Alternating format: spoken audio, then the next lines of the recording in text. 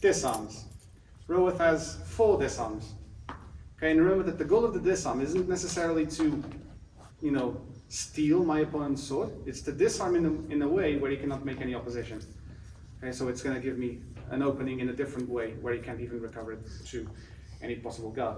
So he begins with the first disarm, which is, as he says, the most safe one to make. For the first disarm, he says that after receiving the cuts to the inside, after making the parry, we can slip. Okay, I'm not doing it with the slip, but we can slip, for the time being without. Quickly switch to the outside, and you can do this by disengaging under. Doesn't seem as safe, but you can still do it. And from here, bring your left foot close to his right foot, grab him on the knuckle bow or on the ward iron, bring it down, and present the point to his chest. Okay? This would be one way to do a disarm. So if I do this again, this time with the slip, look at what happens. I make the parry, disengage under, and now here I have a problem, because I'm too far away if I am slipping. So a different way to do this would be to receive the cut to the inside, with the parry, disengage under, go forwards, and then advance and present the point to his chest. Okay, this is another way of doing it.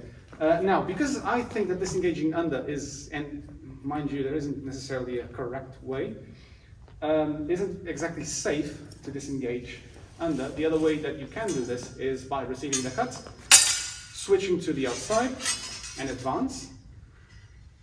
Go ahead, grab the ward iron, advance, disengage, and present the point to his chest. Okay? So this would be another way of doing this. Okay, so to do it again, without slipping, here's what happens. Chances are you can cut my leg. Okay, I don't necessarily want that, and you can grab either the ward iron or you can grab the arm and present the point to his chest. Okay? If we switch sides so you guys can see it from the other side. I'll stand outside guard. He's going to make the cut at me. I'm not gonna slip. I'm just gonna do the disengage. Okay, and I'm grabbing him.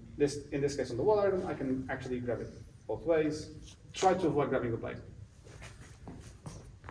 With the slip on this variation, same thing. Slip, advance, and grab it, and there we go. Present the point to his chest. Once more. So make the parry, slip, advance, grab, and present the point to his chest. Okay? So far so good, right? Now, with the half-hanging parry, if you will. So he does the same thing.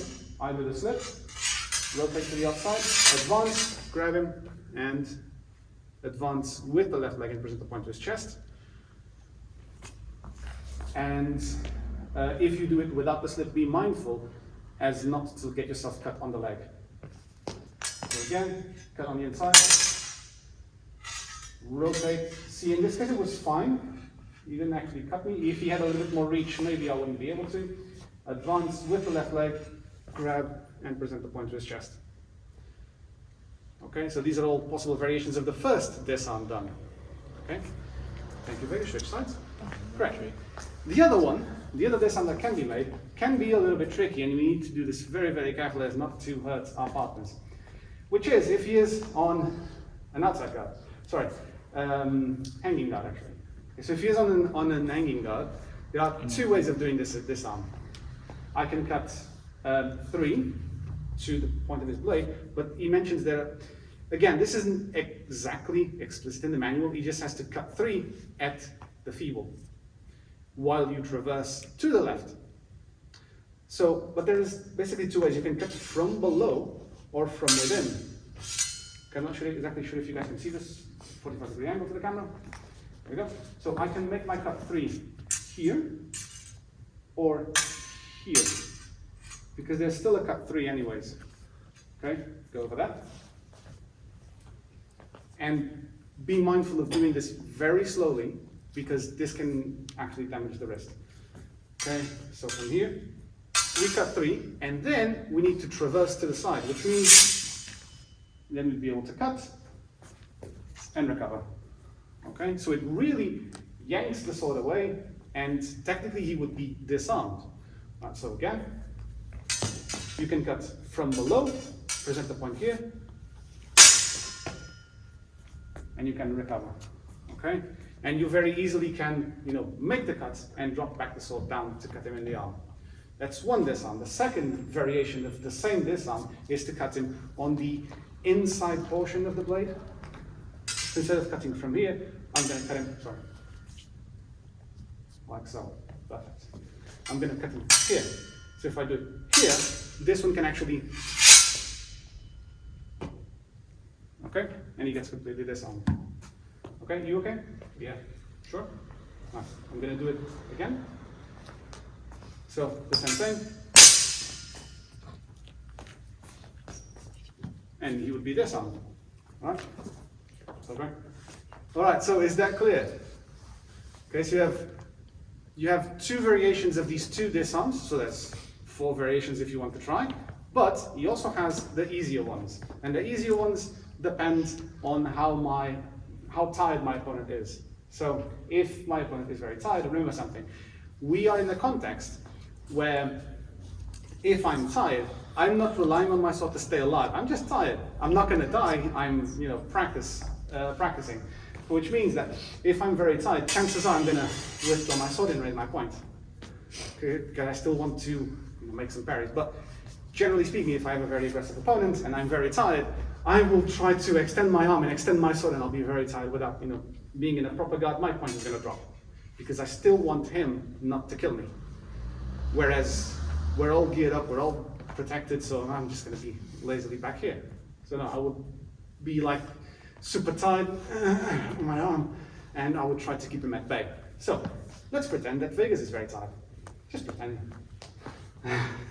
Okay, so you're going to raise this. He's going to raise this point, and he's going to be on an outside guard, and he's going to give me his point. Okay, arm fully extended, sword perfectly horizontal, and I'm going to meet him on an outside guard. Except what he doesn't know is that I'm not very tired. So what I can do in this case is I can bring my sword up, bring my ward iron up, and from here wrench it to the inside. Sorry, you okay? I can wrench it, and you see, he is now disarmed. I can cut him, I can thrust him, I can do whatever I want. Okay? Make sense? So this is, I'm going to do it again, sorry. Remember, note, you need to bring your ward iron up, so bring your guard up, and then wrench it to the side. And then you can thrust, you can cut, you can whatever. Okay? If he is very tight on a different guard, so on the inside, I can do the exact same thing. So I will bring my sword up, have my ward iron up here, close my strongest very close to his feeble, and just wrench it to that side. And I can thrust or I can cut. So again, same recommendations. He's very tired already. If this doesn't make the sword fly out of his hand, either on one guard or on the other, at least it's going to give me the opening to strike and then return safely or withdraw safely.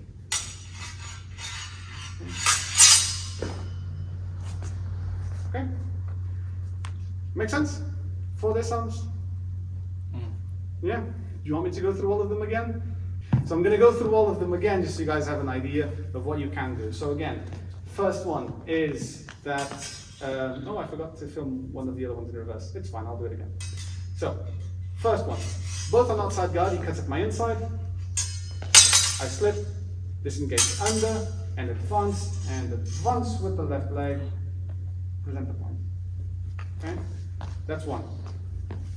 I'm going to do them all with the shift, with the slip of the leg, because it's easier. So he cuts again. Okay, I slip, I bring my sword, advance, present the point.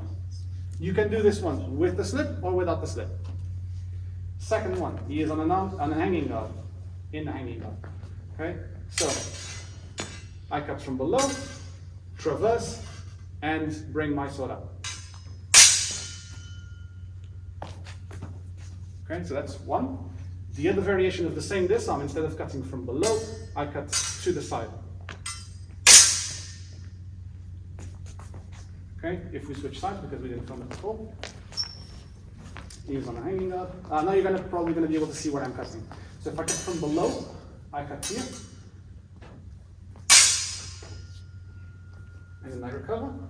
The other one, I will cut to the side, around here.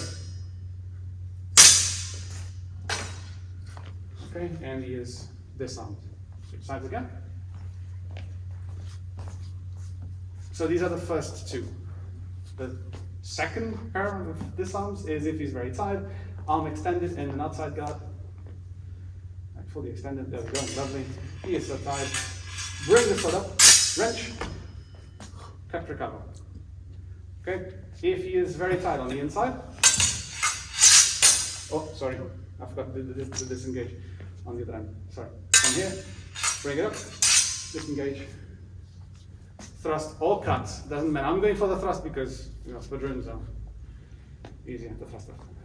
All right, make sense? Yeah? Questions? You'll have plenty, I know, but we'll try. All right, let's go practice.